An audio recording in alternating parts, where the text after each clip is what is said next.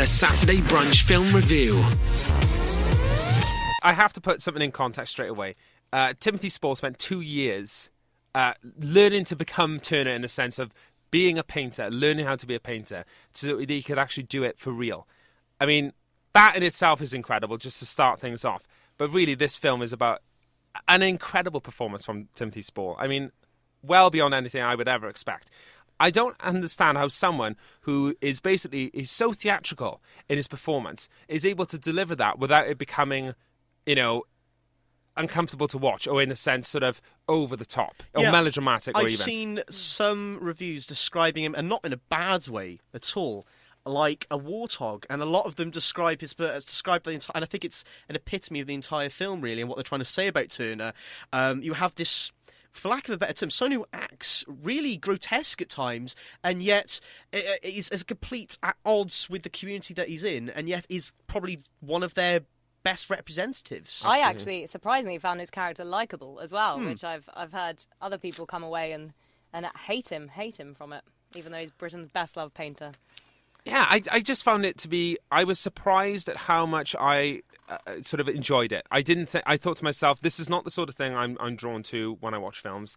I felt like, do I need to know a lot more about Turner going into this? I think that people that do know a lot about Turner will still get more from it. Absolutely. But it generally felt like I was being educated, but not in this is a history documentary sort of thing, or this is a little drama we've made to teach you about Turner. Well, that would be my point exactly. The accessibility of it. On the one hand, is incredibly subtle. At no point do they explain who Turner is. It's not giving you this Hollywood biopic like it starts the last Cash. quarter of his life. Yeah. So and in fact, any of the characters, it's got John Ruskin, it's got Queen Victoria. You'll never Gillette. The man that's founded the Gillette Razor Company is in there briefly. Oh, right, yeah. In probably one of the best scenes where basically he's come to Turner's house to say that he wants to buy all the paintings, and Turner goes, do you know what, even though you're asking this astronomical amount, I actually want to keep them to go up in a gallery so anyone can see them. Which is, he was kind of the working man's painter. The best bit about his performance as well is the grunts. He has conversations at points where I just hear in the clip, he's just like, or even when he's talking, it's just like a talking grunt. And I think, like you were saying during a track, it is amazing that those don't become grating, and it's actually the most endearing part of his time on screen is when he is just grunting. But that's the only thing I keep thinking of is, if anyone else did this performance in this fashion, I would find it difficult. I'd find it a bit, sort of, like I said, overly theatrical. He just has this natural ability to make this acceptable and genuine and not sort of stagey in a sense. It's just coming out of him like gold. It's just acting gold. He's just so good. I think oozing it out on screen. I think we have cinematography gold as well from Dick Pope, who is the guy looking after all the shots in the film. The first time I've ever actually gasped at a shot on film is in Mr. Turner, and even though it is essentially just a drama of people talk, it doesn't necessarily have elements that you think, oh, that would fit on a big screen, but the way that it's shot, it fits on there perfectly. There's one bit where the scene ends on focusing on a painting, like a rocky crag on a painting,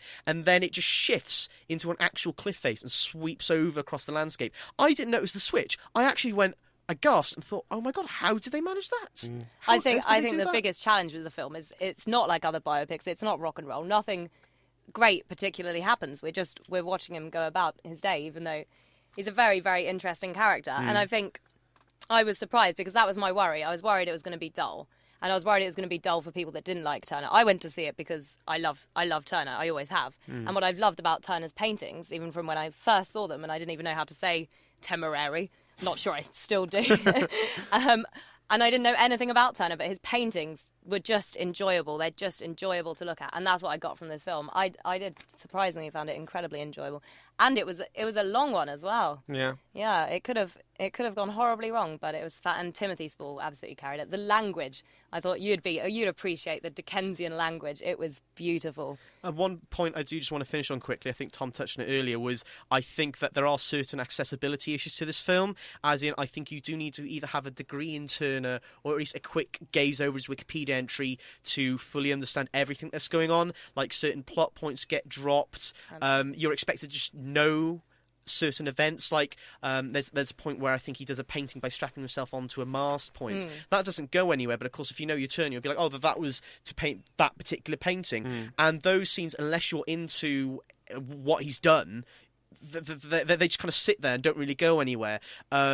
So I think there are certain accessibility issues in that way. I'm not a big Turner fan in that sense. I didn't notice any of that, so I just did. I think though, the more you know about him, the more depth. It's enjoyable on the two levels. It's enjoyable as you watch it without knowing anything about Turner. Yes. But then when you look into the detail and you realise that Mike Leigh's put together these scenes based on fairly obscure Turner paintings, you realise the amount of effort that's gone to it in the past 5 years of making, which is just outstanding. And didn't you mention earlier that they actually started sort of plotting this film, 7 years ago? 7 years ago, Timothy Spall was approached for the part, Incredible. So it's been a long time coming. And he got a foundation in fine art as well. Well, in the meantime. I mean, if that's not dedication to method work, acting for you, isn't it? Well, it is, isn't it? Of the highest level. Absolutely. And we've really quickly got to mention Dorothy Atkins, a fantastic performance, as usual. Everything she does is great. She was Turner's housekeeper. Yeah, absolutely phenomenal. Loved her as well. The Saturday Brunch Film Review.